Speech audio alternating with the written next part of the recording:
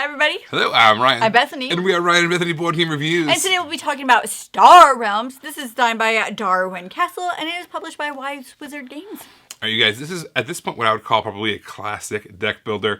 This is a two-player game. Basically, you're drafting all these bases and spaceships into your deck, trying to get some synergies along the way, trying to knock your opponent's health down to 0 before they can knock your health down to 0. All right, let me give you a quick overview of how to play.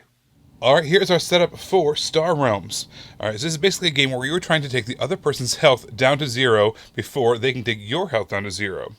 There's cards that it comes with that are basically these two cards, and you kind of rotate them around to show, okay, now I've got 50 health. If I were to have this, I would have 47 health or whatever that is. I like to use an app. There's a lot of different ones out there, but you can basically just kind of decrease and add in your health as you need to. This is a deck building game. If you're not familiar with the deck building concept, basically you're going to have a very weak starting deck with very small things like scouts. Scouts are just going to provide 1 coin, which is your purchase ability. A couple of vipers. The vipers are basically how you're going to do some damage in combat. So that's basically all you have in your starting deck. These are very weak cards. You're going to try to buy better and better cards from this lineup over here and add them into your deck, shuffle them through, so that way as you kind of cycle through your deck is increasingly getting better and better as the game goes on. You might even get a chance to get rid of some of those weak starting cards. So whoever the starting player is, they're going to draw 3 cards for their starting hand. The second player is going to draw 5 cards for their starting hand. And then for the rest of the game, you're just going to keep on drawing 5 back and forth. This is primarily a 2-player game. There are rules for 4 players or 3 players or even more than that players. But out of the box with just the base game, this is a 2-player game. So let's say that we have... that's our starting hand. We're the first player. We've got 3 cards in our hand. Let's get these back to zeros, to starting locations of 50. On our turn, what we could do is we could spend a Viper. If we're the player on the left, we would make the player on the right go down 1 health. And now we've got 2 of those trade coins we can use to purchase something. Let's put this Corvette over here into our hand, or it's actually into our discard pile. Everything that we use on our turn, plus everything we've purchased, is all going to go into the discard pile. And then we're going to finish our turn by drawing a new hand of 5 cards, as well as replenishing the row. The cards will actually replenish in the middle of the turn. That's kind of unusual for deck builders, but actually you could purchase a card, reveal a new card, and purchase that on the same buying phase. There's always going to be 5 cards available for purchase out there, and there's also going to be the Explorers, kind of a stack of Explorers over there, which are basically a chance to get more money into your deck if you can't afford some of the more expensive cards that might come out later on. It's basically going to be some more coins, and maybe even a chance to do some damage if you trash the card. There are 4 different factions in this game, and they all kind of synchronize off of each other. So we've got blue, green, yellow, and red. They all do kind of different things. Blue is usually going to be about money and help, kind of healing yourself up with authority. Green is all about big damage. Yellow is going to do some damage, but it's also going to be about controlling your opponent's hands. And red is going to be primarily about getting rid of some of those weaker cards. So they're all good for different reasons. But if you can get the same cards of the same type into your hand at the same time, it's going to be even better. Let me show you an example. So here's the cutter. This is a blue card. It's going to give you 2 trade coins. It's also going to give you 4 authority, which is how you heal yourself. This is actually a way to heal yourself. Now, over here in the bottom line, it shows that there's 4 damage, 4 combat. You cannot use that yet because you have not yet played another card with that same symbol, that blue symbol that's on the top of all blue cards. But if we were to play a second blue card, what that would do is that would allow that bottom part to trigger. And same thing over here, this card gives you 2 trade plus 4 authority. And if you play this at the same time, this would activate this card, and this would activate this card. So by doing that, you've had a really good hand. Similarly, we've got 2 cards over here that are both the green. The green is the blob ships, all about big damage. As you can see, lots and lots of red there. Same thing, if we were to play these 2 cards together, this one would trigger this one would trigger this. This also has this kind of trash symbol here at the bottom of the card. That says you can choose to, if you want to, if you really need that money, you can trash this card, meaning literally get it out of the game, put it in the landfill in order to use that ability and get more coins. Alright, so the last thing I want to talk about, these are bases. Bases are horizontal cards, and they are usually pretty powerful, they're usually pretty expensive, but they can do some cool things.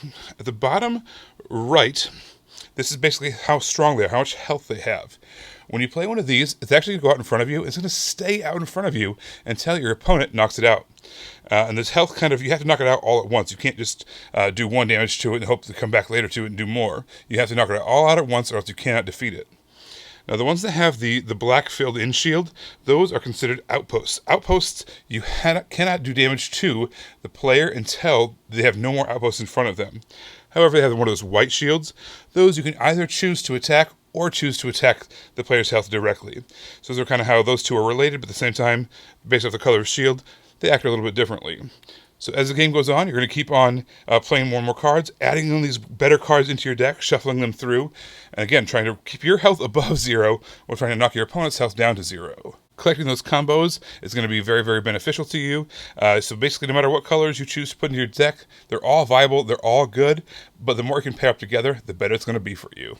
This game, of course, because it's a card game, is very small and portable. And not just that, but even like when you set it out on a table, like if you took it for a coffee date, which you totally could do, you could just put it in your bag. It still doesn't take up a lot of table space. Some card games trick you and they're like, this is just a card game, but we're going to take up all the space that you could possibly use. This is not that game. It takes up just that roll, like Ryan said, and then your individual decks. So it's portable. And it doesn't take up that much space. This game is lightning fast. By the time you deal it all out, it's 30 seconds of setup. And then by the time you're playing, the turns are just back and forth, back and forth, back and forth. And setup is just stacking them all up, putting them back in the box. This is, I don't know, one of the most clever, fast games that still gives you a rich, satisfying experience in our collection, I think. I love how much you get out of this few components and how fast it is to get right into the action. The combos are kind of where this game shines. So you're trying to get those different combos so that way you can take more actions on the card. Lots of cards have the card ability and then combos if you have additional like cards. And that's kind of why the game ramps up and goes super fast, is because you're drafting these cards to get the combos so you can do a lot of stuff on your one turn. All right, so I'm going to tell you that as an app, this game is amazing. I have played the physical card game probably 100 times. I have probably played the app a couple of thousand times. I have played this game so much. If you combine my online plays with my physical plays, I guarantee this is the #1 game that I have played the most out of any board game ever. I've played this game the most. I am extremely familiar with it. I love this game so much. You're like that cat lady. I love cats. I love cats. So much. I just want to pet all the cats. Cry. All the Star Realms. I could just take a bath in the Star Realms cards. Oh my gosh. Okay, so bouncing off of that, one of the negatives for me was that Ryan was too familiar with this game. Kind of more familiar than I thought he was. Now that he wants to take a bath with it. Intimately familiar. Oh my gosh. I got lots of questions now, but that's going to happen after this video. One of the things that made it difficult is when we were playing, Ryan was so familiar with all the cards and the combos based on whatever was out there. He knew what to draft. He knew what was coming and he knew what worked best with each other. Whereas a newer player, even though I've actually played the app as well, but not nearly 1,000 times, I am not intimately familiar with this. It just wasn't competitive. There was no way that I was even stood a chance. Within 10 rounds, I was dead every time, maybe even less than that. I did not have a fighting chance in this game. Now, that's not a fault of the game because the game is good and the game is fun. It was just it's one of those games like chess or something. When somebody's played it so many times, there's just really nothing that you can do to even be competitive. Yeah, if I was that familiar with a game and someone who wasn't familiar with a game beat me at it, I feel like there'd be a flaw at the game at that point. Yeah. So it's definitely on a tier scale, you want to play with someone who's at your similar level to make it maximum fun for both people. But I do want to push again the app.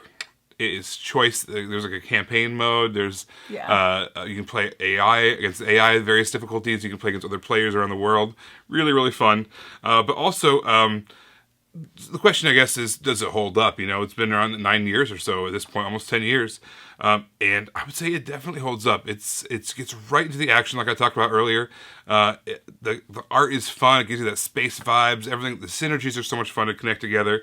It's endlessly expandable. And actually, we're going to talk about that on a future video, so stay tuned for that. But there's just so much you can do with this, and at the same time, the base game by itself is satisfying just by itself. Speaking of future videos, my main complaint might be able to be resolved. Ooh. Will it? Stay tuned. Subscribe to find out. That's how I hook you. That's how I get you to stay. Everybody, thank you so much for watching. Don't forget to subscribe so you can find out what I'm talking about in an upcoming video. Until then, you can find us in all of these places. You guys, thanks for watching, and we'll see you next time. Bye.